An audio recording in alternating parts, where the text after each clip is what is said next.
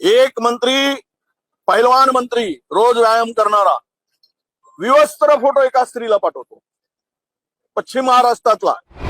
काय एक एक गोष्ट सांगावा, काय चाललंय सरकारमध्ये। उभा धिंगाणा म्हणतो ना, ते धिंगाणा चाललाय, धिंगाणा।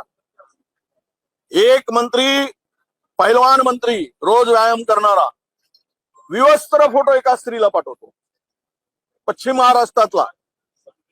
10 दिवस जेलची हवा खाऊन येतो, त्याच्या पलीकडे जाऊन 10,000 रुपयाचा माफी मागून न्यायालयात दंड भरतो आणि मंत्री झाल्यानंतर त्या महिलेच्या मागे लागतो ब्लॅकमेल करायला।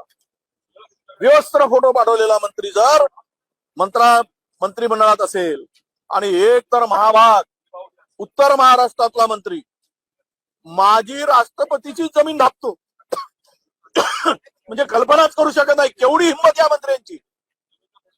पहिली महिला राष्ट्रपती, त्यांची जमीन 26 एकर बोगस प्रमाणपत्र घेऊन, आणि तो मंत्रिमंडळामध्ये मान वर करून फिरतो। यापेक्षा लज्जास्पद,